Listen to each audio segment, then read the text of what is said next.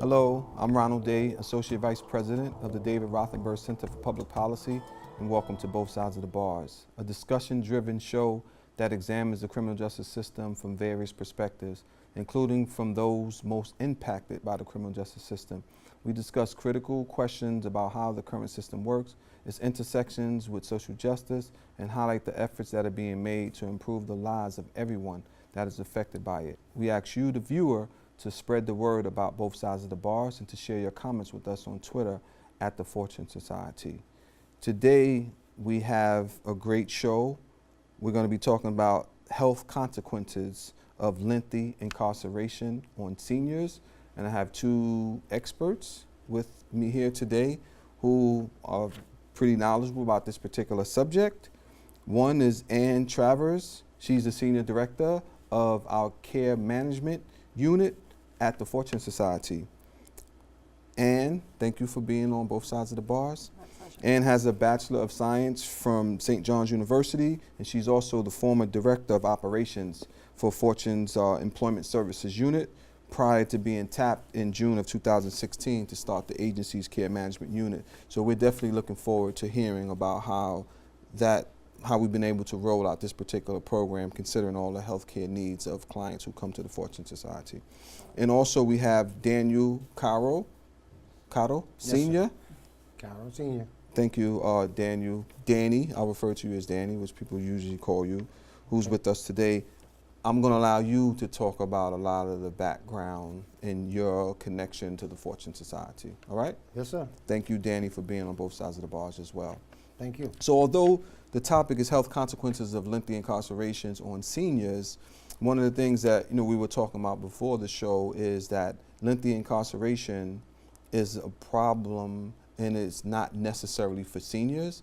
And we're talking about health care, right? Because we know that individuals that end up incarcerated don't always access health care while they're inside. And if that is in fact the case, once they make the transition, that might continue to happen, where they'll go without a primary care physician for quite a long time, if they have one at all. Mm-hmm. And many individuals are actually accessing care through emergency rooms. And that's a part of this whole revamping of healthcare because of the high cost of people accessing healthcare through emergency rooms. So I wanted to start the conversation with just that brief background. We serve thousands of people that are transitioning from prison to the community and from jails. Mm-hmm. And if people are not accessing care, we know that ends up being a tremendous problem for them, as well as it could also be a problem for family. It could affect their jobs, it could affect their homes. It has so many collateral consequences associated with it. So I wanted to turn to you first, Ann, to give us some background about care management. And why is it that we as an agency decided that we should go in that particular direction, ensuring as much as possible that the individuals that we serve have access to adequate health care? Sure, thank you. I think it is true in any, with any human, with anybody that's coming from any walk of life, when you're trying to make up for lost time, you put your priorities in such that you're trying to always be concerned about what the mandates are, what you have to take care of, what you have to do for your family and otherwise, and you usually put yourself as a back seat. And I don't think that that's any different from somebody that's coming home from either a very long period of incarceration or from any length of being detained or incarcerated. And as far as why we decided to go into this, to become almost like a concierge service that helps not only with the healthcare needs, but also with parole and probation mandates, trying to make it as seamless as possible for those that are returning home, is because just like with most things that happen with Fortune, the need was developed by the clients that we serve. And we saw over a period of time, and most recently over the last couple of years, a number of folks that have been maybe have hit by parole 3, 4, 5 times and suddenly are being released back into the community, but they have been released with so many significant medical conditions, concurrent chronic conditions. And so we're very fortunate that, in tandem with the New York State Department of Health and with a number of terrific health homes that we work with here in New York City, that we are able to really put a continuity of care together for those that are most at need. And that means either those that are coming right home, maybe even day one from prison after any length of time, or those that might be coming out of a city or county jail like a Rikers Island, who need to be connected not only to health services, to get their Medicaid turned back on even, something as simple as that. And then also to help them envelop those personal needs with the mandates that they have in life as well. So this was an idea whose time had come for Fortune, and we're extremely fortunate in the 10 plus months that we've been up and operational. It's just grown by leaps and bounds, and it's proving to us every day that we built a team to respond to a need that was very much there, and as soon as we did that, the need got even greater. Got it. And I want to come back to you about the need, how we're actually meeting the need with more specificity, more detail, Sure.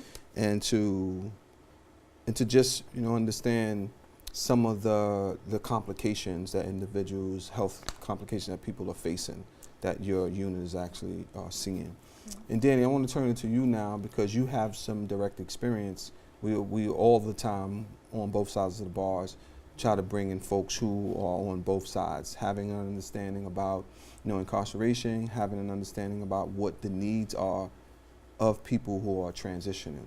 So why don't you share with us, enlighten our audience about some of the challenges that you had in this particular area. Well, one of the challenges that I can say that I had was subject what Ann was bringing up before about actually getting a healthcare provider and actually getting my whole medical, needs addressed and in specific, because I have asthma on a chronic level. I also have, certain other ailments that I needed to be addressed. And through the care management program itself, they helped me get in touch with the doctors that I needed to get in touch with. They helped me get in touch with the medical providers so that way they could see if I'm actually going to be covered. They actually helped me transition back into my Medicaid program so that way I could be covered through these actual, healthcare providers and doctors. And just like the needs in general were actually targeted and directed in specific, whereas before it wasn't, before I got a chance to go through Fortune and be a Fortune client and actually be in the care management program, it was, touch and go. I would be at the emergency room one time. Another time, I wouldn't know exactly who my healthcare provider was or what options that the healthcare, provisions were giving me. And, it was complicated, and like I've stated before, on a personal note, it's kind of like thin line, like small details that were being overlooked that I really had no knowledge about.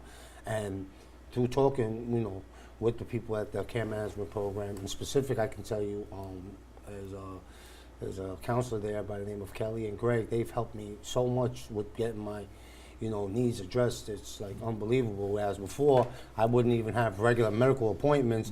I wouldn't be seeing a dentist. Now I'm on a dental plan. Now I'm on an actual, healthcare plan, dealing with my own needs and so forth. I went to a lung pulmonary specialist just recently to be able to check my lungs, to be able to make sure that, because I smoked for a long time. So, I'm in the process of getting that cut down also so that I can ensure longevity in my health. I'm also able to, address other issues, like because of my eyes. My father suffers from glaucoma, so I'm able to see an optometrist now to see if I can get glasses. I mean, there's so many numerous, opportunities and availabilities that the care management program has really given me that I had never knew about. That, I'm actually in a better standing today health-wise than I've ever been in my life. And you would think that as I'm getting older, I should be getting a little bit more frail and weaker. And in actuality, I feel revived again, and I'm grateful for that. Thank you for mentioning that. I mean, it's so important, the points that you just made. It's like, as we get older, we get more frail. And sometimes we don't have the type of access to physicians and dental and so forth. But you said over the last few years, you're having those needs addressed, and that is phenomenal to hear that. And so, Ann, I wanted to check back in with you to say, wow, my guess is that a lot of folks are coming to us, as we know, and are in the same predicament that Danny was in, and you are kind of ensuring that they have those connections, to those medical services that they might not have had, as Danny said, in the past. Mm-hmm. So tell us a little bit more about how that actually works. Well, first you start off with a fantastic team that's really dedicated heart and head into every single client that walks in the door. Yeah. And then you align yourself with partners that share your mission, which we have with the health homes that we've been working with. And then you find people that really want to affect change in their own lives. So none of this would be doable if the clients didn't come in and kind of render themselves to us and say, I'm in your hands, help me make my plan here. Mm-hmm. So we usually do either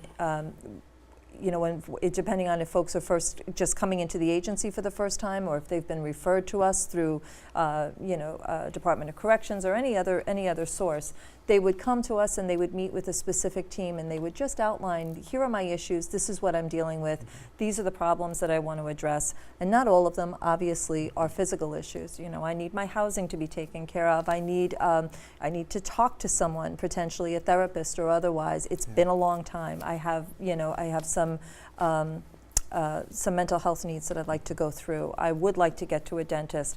I would like to be checked for diabetes because I have a family history of that. It could start as simple as, it's been a long time since I've had a good physical and I'd like to do that. And from there kind of starts a plan of care. But it's always developed in concert with the client. And then it's prioritized based on what the client sees as their imminent needs. Got it. Thank you for giving that further detail about how you actually connect the clients that are walking through our doors to care. Danny, I wanted to go back to you because there are oftentimes some assumptions about individuals who have criminal justice system involvement not necessarily wanting care. And you have this, there are a lot of sayings like, oh, well, people can go for years without going to see a doctor. And it's almost like, well, people don't want to do it. But I know that inside the system, it's not just that people don't want to access it, it's also about quality. People feel like you go to see the doctor and the doctor doesn't really care. Yeah. Or if you go see someone and you're talking about an issue and it's like, oh yeah, people are questioning some of the things that you actually say as if, like I'm making up stuff or what have you, if I have this pain or what have you. And then people get to the point where they're like, it's not about me not wanting care, but I don't want to go through this process if this is how I'm going to be treated. And I know that happens with people. So why don't you share, because you and I talked about that. Well, honestly, I look at it as being discouraged more often. That happens with a lot of the seniors like myself that do get a chance to go to, like, just say, a doctor inside the system. Because what happens is that they put you on a list so that you could go down to a sick call, let's just say. Because that's what they call the interview when you're going to go see a doctor. You got to go through a process first. You actually sit down there sometimes for 2, 3, 4 hours without being seen. Sometimes I've seen in certain instances where you're not getting along with an officer, so to speak, that takes you before you actually go in to see the doctor. He'll make you sit there for 7, 8 hours just to be able to make you a little bit miserable and to get discouraged from actually coming down to see the doctor, because now there's so many people in a holding pen or in an area waiting to go see the doctor that they just don't want to deal with you. So now, with my situation, because I had reconstructive leg surgery done on my leg, so I was down there with pins in my back and pins in my legs, sitting on a bench, not even comfortable for 4 or 5 hours. And then finally, when I did get a chance to go in to see the doctor wasn't really too concerned with my medical needs, and he wasn't looking at me as being a sincere person coming there with a sincere issue. So I'm over here pouring my heart out to him, letting him know I'm in pain, or I'm in a situation where I feel uncomfortable, or I may need some physical therapy, or I may need some other, health needs addressed. And he just wasn't taking me serious at all. He was really more concerned with ushering me out to get the next person in, so that, let's say, he wanted to get off his shift early, or he wanted to get done with the people early. So he wasn't really looking at it. And honestly, I can't really bash the medical department at Montefiore. hospitals or whichever agency governs the Rikers Island, healthcare system in general, because, I guess they got so much of a turnover rate that they maybe get frustrated because there are people who don't really go down there sincerely, or they just deal with so many different people and so many colliding attitudes. They maybe ain't trained well enough to be able to deal with these people on a professional level. God knows what the actual issue is with them being able to take us seriously. But it becomes a real burden, and it happened to me, I would get call-outs to come to sick call, and I'd be like, no, I refuse, I don't want to go. They're like, and my friends are like, yo, why don't you go, Danny? And I'm like, cuz, I got to deal with nothing but headaches down there. I'm getting ushered in, I'm sitting on a chair uncomfortable when I can be in my bed laying down instead of relaxing. I'll just deal with it when I get out. And then when I get out, it's like, dude, do I, got the prefab notion already that maybe this is what I'm going to have to go through in society now. Yeah. I want to come back to you about what exactly that experience was like, going to see the doctor on the outside. Okay. All right, I'm going to come right back to No you problem. about that. I think that's going to be great to hear that. And I wanted to ask you a question about what are the prevailing complications that people often have that are being discharged from incarceration, similar to what Danny is saying, and that end up in the care management unit? I think it varies. I mean, for us right now, and again, we're in our nascent stage, we're in our first year, but right now we have an average age, believe it or not, of 49 years old. And again, that's on average. We swing as high as into the 60s and 70s, and we're now swinging as low as 18 years old as well.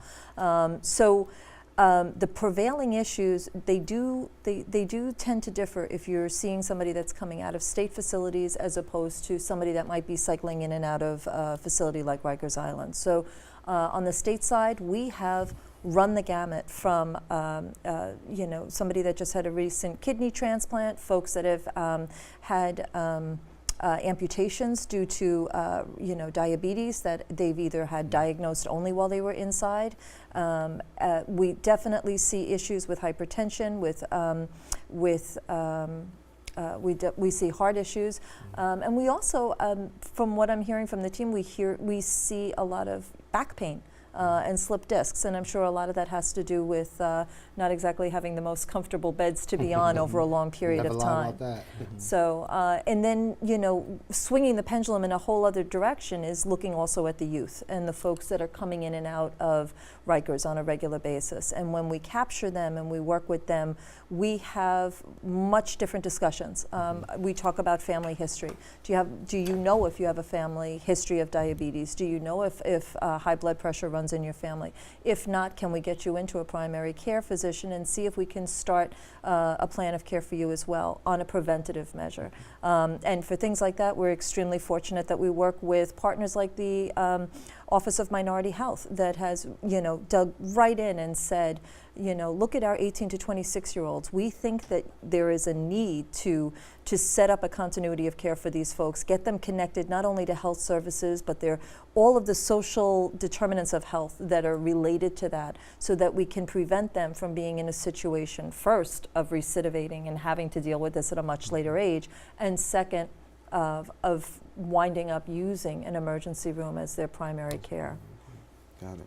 And Danny, I want to thank you for that information. Sure. Danny, I want to come back to you because you have some experiences in the community as well. You talked about how it's like on the inside and almost like anxiety there is associated with going to a doctor. But I know you said when you came home, it sometimes took a while for you to be in a position where you're like, okay, I should take care of my medical needs and come into an organization like Fortune and having those needs met. What was the process like? How did you ultimately come around to saying, I need to do this and I need to be able to get all of those needs met, as you said a few minutes ago? Well, it was hard in the first part of my release because honestly I had to be able to meet the conditions that were governing me by the parole or probation department. They actually wanted me to, do certain things for them first, to be able to be in a position where I would be free without no consequences, and I would be in a working environment, in a healthy environment. So it didn't enable me to have that immediate access to be able to go to a doctor or to go find a healthcare provider or to go get Medicaid and whatnot.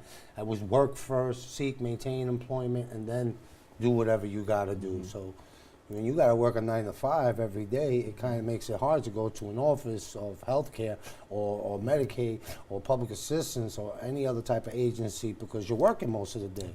And then if you're not, you know, the job that you do have because of you being a convicted felon sometimes doesn't enable you to get health care insurance immediately with them. It's a probationary period, so it takes time. So it made it hard for me to be able to get it. It took actually the care management program to actually make me realize, you know what? Maybe I got to talk to the parole department and tell them that I got to put my health first. Because if I don't, I may not be around much longer to be able to talk about it or do something about it. It may affect me in a way where now these ailments may become permanent or become worse, and I won't be able to work. I won't be able to take care of my family or help out in whichever way I can. And that's the predicament I'm in now. I'm in a disability stage of my, of medical needs and so forth, because I had severe motorcycle accidents and so forth, and I broke many bones in my body. So my physical therapy and just everything else with mental issues dealing with that actual contusion. It's almost like a post-traumatic syndrome, I guess you could call it. I walk in the street and I hear the screeching of a car and I'll jump, you know what I mean? And it's like I needed to talk about this to be able to let some of this anxiety out of me so I wouldn't be so nervous around this type of environment or hearing these type of noises. So it took for me to really, talk to the people with the care management program, talk to my wife, Kelly, and so forth to be able to let me realize, Danny, take care of your health. It's most important. Do what you got to do to take care of yourself. Yeah, that's, wow.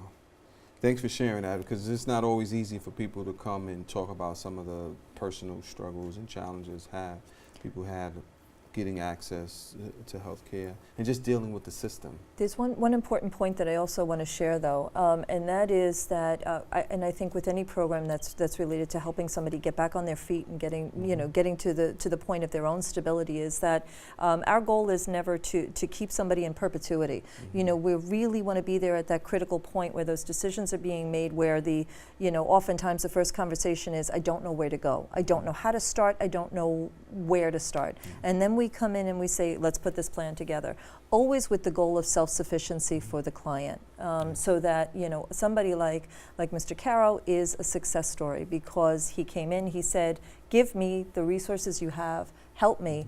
And then he was able to take it step by step, and we saw month after month after month the progression to the point where he doesn't have that confusion anymore, and he knows exactly what he needs to take care of, how he needs to take care of himself, stay off the motorcycles, and now he's at the point of what I would consider almost graduating from our needs, and that's one of our goals. There's a huge need in the first couple of months, but we do not want to keep somebody month after month. We want to get them to the point of stability, and hopefully within 4 to 6 months we see them saying, thanks for the assistance, I'm good to go now. That's a good point you made, Ann, because I don't mean to interrupt, but honestly, she actually gave me the strength and the actual confidence to be able to speak about my ailments and to be able to confront these issues and talk about them, and actually have a network system now where I can rely on, that I don't feel intimidated, I don't feel afraid to actually voice my opinion or voice my needs, or be able to go into a doctor's office